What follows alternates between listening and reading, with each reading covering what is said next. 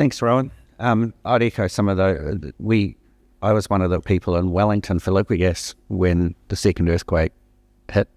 But for us, I think the first earthquake in Christchurch had been a really big learning experience. So we had all these checklists that we'd prepared, and after that, so we knew we had to get we had to get some key people on a helicopter and on their way to Christchurch. They needed cash, they needed toilet paper. There was a whole bunch of odd things that you wouldn't just naturally think of. And they were able to land in Littleton and able to survey the pipeline without worrying about rocks rolling down a hill. But your valve thing triggered a thought. We have block valves at either side of the port hills because we have a pipeline going over the port hills. And we, when we went into the block valves, we thought, the block valve station has slid down the hill. But what we found out later was that the hill is now 8 centimetres higher, and the pipeline had pulled the valve towards the edge of the thing. So, yeah, just a funny little fact. But we had, people from the Littleton Fire Brigade helping us fill the pipeline with water so we could pressure test it at 3 o'clock in the morning, and they didn't, and their houses were literally flattened. And like Rowan, they didn't know where things were at with their family, and yet they were helping us to get LPG restarted. And then the regulation thing after the first earthquake, I think we were operational the next day. Then we were told, well, actually, you're supposed to survey the depot before you restart it. And so the second earthquake, we had to get the surveyor in, but all his gear was in the red zone. So it took us 3 days to get started again after a second earthquake. So, yeah, but the other thing is it's amazing with this industry when, people compete like hell. But when there's a crisis, whether it's a supply crisis because Kupe's shut down, or whether it's a earthquake, whether it's floods or whatever, everybody just drops all that, gets together, works together, does all sorts of things for each other to make sure no one runs out of LPG. It's just one of the most amazing things about this industry. So what I've got here is a short presentation. It uses sort of Kobe as an example, but I've also got photos from other disasters because I couldn't find the right ones for the story. And I just trying to bring that whole resilience thing together with some, just some key points. So Kobe was 1995. It was, when you see some of the videos, it was just horrific. It was, main piece of motorway tipped on its side, everything like this. But what I hadn't realised was that the number of fires, how much of the city actually burnt after the earthquake. And that picture here, this was an LPG depot, and this, the top left-hand, top right-hand corner thing, what you can see there with the sign on it, that was the first floor of that building before the earthquake. So, yeah, just amazing. Just horrific, really.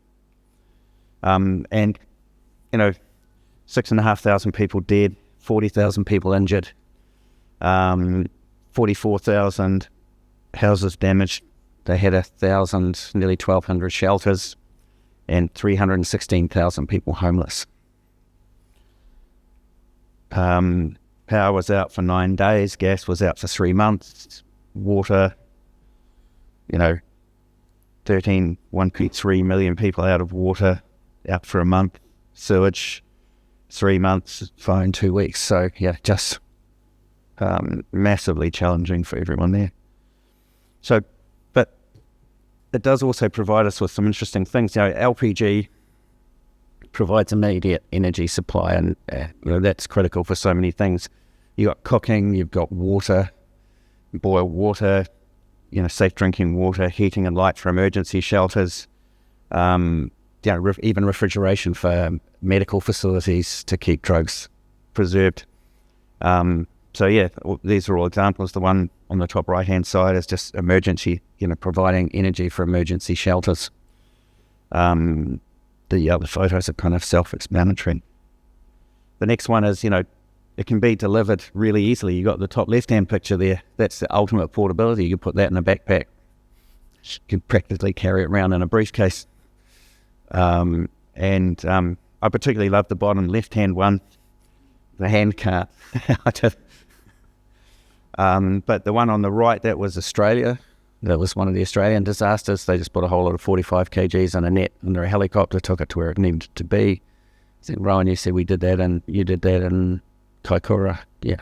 So, ultimate in portability. And the other thing is the resilience.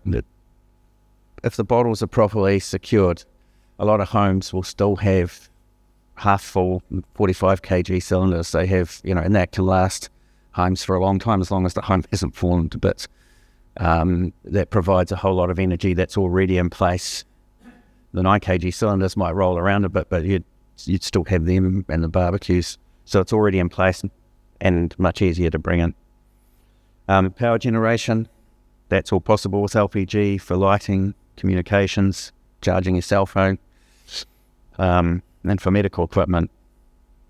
And then that top photo was an actual example of a synthetic natural gas plant. So LPG mixed with air, hoses feeding a whole bunch of natural gas appliances and things in a building.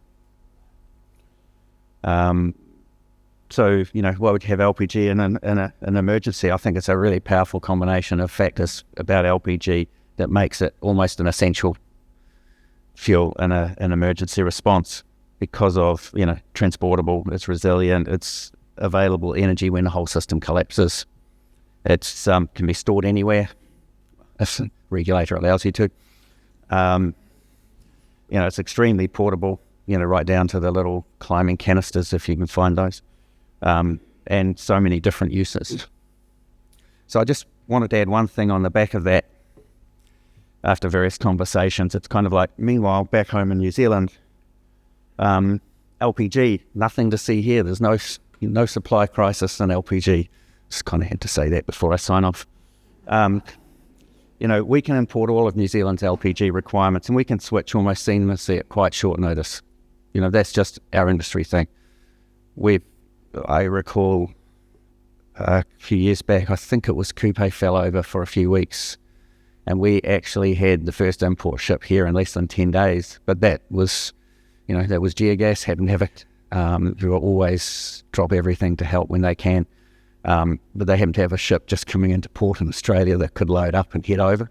But generally, I think we can guarantee to be able to switch within a month, certainly, and probably typically within 3 weeks. It's just, Renee will probably beat me up for saying that, but this is one of those times when everyone gets together. If one part of the country's out of LPG, we can road bridge from another part, and that's when all the transport companies come in. Alexander's, Eulenberg's, even if Darrell's weather forecasting's pretty crap, but people just get together and make it happen, and that's great. So we use 200,000 tonnes of LPG. It's about 10 PJs, which is actually the same size as the domestic and small commercial gas market. And I think, as I said yesterday, we've just about got more connections for LPG than we have for gas in New Zealand. That may well change. We may well actually have more in the next couple of years. But worldwide, the market for LPG is 300 million tonnes. We need 200,000. So you can sort of say we've got an infinite supply of LPG available to us. We never need to run out. And so I think this level, the point I really want to make is that level of resilience is unequaled in the New Zealand energy market anywhere. So I think as an industry, we've built something that is really quite special, and we should all pat ourselves on the back for it. So that was my summary and my sign-off. So any questions? By the way, that last slide was a summary of a briefing paper I was asked to write for the minister, and I was very pleased to hear him quote from it yesterday. So, so he was listening. It was actually really short. It wasn't much longer than that slide, so he probably had time to read it. Yeah. For me, well, I'm kind of retiring from full-time work. What I plan to do is have enough to do for 2 or 3 days a week in the future. Got myself chartered as a director, so maybe I can sit on the other side of the table and try to try to be the director that I'd have liked to deal with. Yes. So yeah, I'm not going away. But I'm going to take a break for a couple of months. Yeah, see where it goes to. Yeah, thanks. Yeah, if there's no further questions, thanks everybody. Please thank the other speakers and. What?